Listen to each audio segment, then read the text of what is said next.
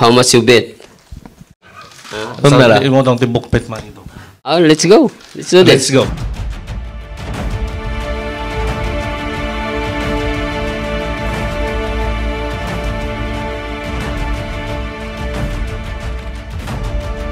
Here go. Yeah. Oh.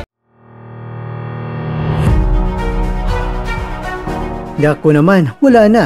Ang Hapon na si Kyunosuke Kameda, binastos na ng todo si Gian Ariel Casimero. Hindi lang tatapusin sa round 1, Yalekis na sa ngayon. Hilagpasan na dahil siya raw ang tatapos kay Luis Neri at sa pinsan niya na si Tomoki Kameda. Nako naman, labis na minalit sa alas. Narito ang buong kwento. Mainit ang mundo ng boxing matapos ang opisyal na anunsyo ng laban sa pagitan ng Filipino boxing star na si Gian Ariel Cuadro Alas Casimero at ang Japanese contender na si Kyunosuke Kameda. Gaganapin ang kanilang sagupaan sa October 25 sa Bishkek Arena sa Kyrgyzstan para sa isang 10-round non-title bout sa 58 kilograms o nasa 127.9 pounds o 128 pounds na yan at eksklusibong mapapanood ng libre sa ABEMA. Ang event ay bahagi ng Pro Boxing Series ng Saikuo X-Lash na pinamunuan ng dating 3 Division World Champion na si Koki Kameda. Ngunit, mas lalo pang uminit ang usapin ng magbigay si Kyunosuke ng pasabog na pahayag matapos ang press conference. Sa isang eksklusibong panayam, sinabi niya, pagkatapos ni Casimero ay gusto kong labanan si Luis Neri o di kaya itong si Tomoki Kameda na tumutukoy sa kanyang pinsan na dating ka-gym na si Kazuki Kameda. Si Kazuki o si Tomoki Kameda mga kwento ay isang dating 2 Division World Champion at kasalukuyang nasa top 10 world ranking ng IBF at WBC Featherweight Division. Ang balitang ito ay nagdulot ng pagkabigla sa mga tagahanga ng boxing at maging sa mga miyembro ng Kameda family. Kilala ang angkan ng Kameda bilang isa sa mga prominenteng boxing family sa Japan. Kaya ang ideya na isang laban sa pagitan ng magpinsan ay may tuturing na isang forbidden match. Lumaki si Kyunosuke at itong si Tomoki na magkasama sa loob ng isang boxing gym. Ang kanilang mga ama ay magkapatid at itong si Tomoki pa ay naging mentor ni Kyunosuke sa maraming laban. Matapos ang kanyang pagkatalo kay Luis Neri noong Pebrero at kay Alan Picasso nitong Hulyo, malaki ang naging papel ni Tomoki sa pagbuo ng laban ni Kyunosuke gamit ang kanyang koneksyon sa Mexico. Ngunit, sa kabila ng kanilang pagiging malapit, inamin ni Kyunosuke na ang kanilang pagiging magka-weight class ay magbukas ng pintuan para sa isang laban. Anya, pareho kami ng timbang kaya parang natural na kalaban na rin kami. Kung matatalo ko si Tomoki, posibleng mapasama ko sa world rankings. Mas magiging kawili-wili kung magtatapat kami sa ring. Sa kasalukuyan, itong si Tomoki ay number 9 sa IBF at number 13 sa WBC Featherweight rankings. Para kay Kyunosuke, ang isang panalo laban sa kanyang pinsan ay maaaring magsilbing hakbang patungo sa isang world title shot, partikular sa kampiyon sa Featherweight Division na si Angelo Leo. Gusto kong makapasok sa world rankings at sa susunod ay hamunin ko si Leo. Kung matalo ko si Tomoki, magiging posible yon, nagdag pa ni Kyunosuke. Gayunpaman, hindi may kakila ng laban ito ay isang malaking kontrobersiya sa kulturang Hapon. Ang paghaharap ng magkadugo sa isang profesional na laban ay isang malaking tabu, dahilan kung bakit lalo pang lumaki ang intrigang bumalot sa kanilang pamilya. Pero bago pa man ang kanyang laban kay Casimero, dumaan si Kyunosuke na isang emosyonal na yugto ng kanyang karera. Matapos ang pagkatalo kay Picasso sa Las Vegas nitong Hulyo, umamin siyang muntik na siyang tumigil ng boxing.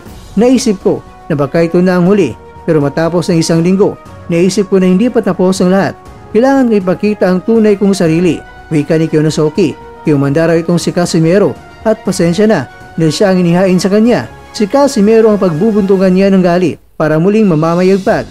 Bahagi ng kanyang paghahanda ay ang paglipat ng gym mula sa TMK patungo sa MR Gym kung saan siya ay nagsimula noong kabataan. Nilinaw niya na ang paglipat ay hindi dahil sa alitan kundi isang hakbang para maging mas malakas at mas independyente.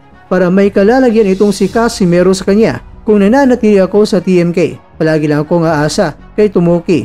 Gusto kong bumalik sa pinagmulan ko para magpatuloy ang paglago, paliwanag niya.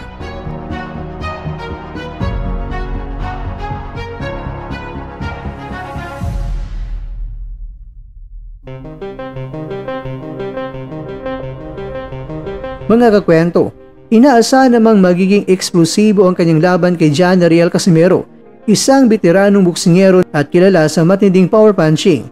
Kung mapapabagsak ni Kyunosuke si Casimero, lalo nitong titindi ang hype para sa isang historical na Kameda vs Kameda showdown na tiyak na kagigiliwan ng mga boxing fans sa buong mundo. Sa ngayon, nakatuon ang buong atensyon sa October 25 kung saan magtatagpo sina Gian Ariel Casimero at Yunosuke Kameda. Ngunit sa likod ng laban nito, hindi maiwasang itanong ng marami, handa na ba ang pamilyang Kameda para sa isang laban na maaring sumubok sa kanilang dugo at pagkakaibigan? Kung ang pag-aangas ni Yunosuke Kameda sa angas ng Pinas sa kanyang mga pangarap ay si Alas, ang tutodas. Huwag mong maritin ang mga Pinoy boy. Kung may gapang boy, meron din namang nagpapagapang boy.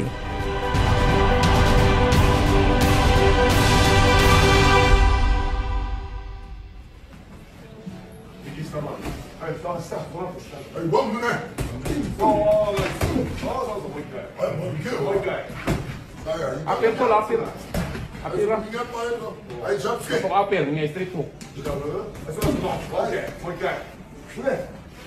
Nagkuha na tindog na.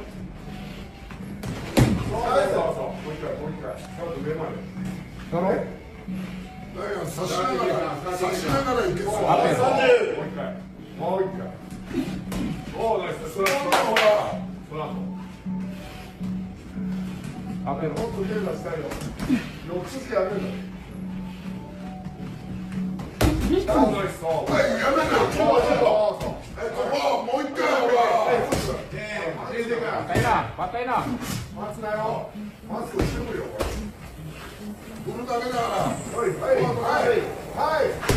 Mga bro, nya karon ka sparring naman sad aw. Piti na sad ni karon. Let's go!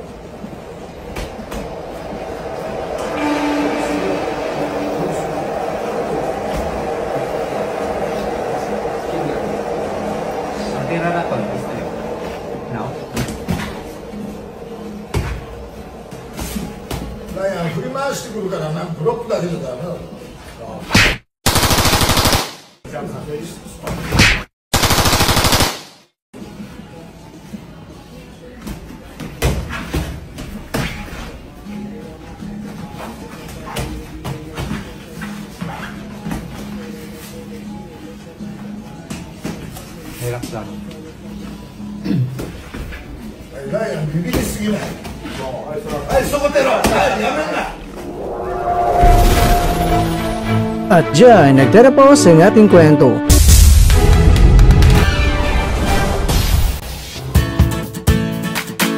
Maraming salamat mga kakwento sa inyong panonood. Pero baka naman mga kakwento ay nagustuhan niyo po ang kwento natin ngayon. Baka pwede niyo po akong mabigyan dyan ng like, subscribe at pa-click na rin sa bell button.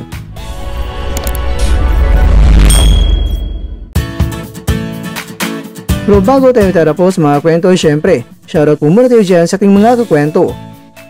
Kay kakwentong Jonathan Lauricio, kay kakwentong Carlos Cruz Jr., kay kakwentong Norman Angelo, at kakwentong nanonood ngayon, shoutout sa iyo dyan. Bueno, dito na po muna ang ating kwentuhan, at abangan nyo na po ating susunod na video. At dito na po yan sa isang channel na kung saan maaring ito'y mga kwentong di pa na kwento sa inyo.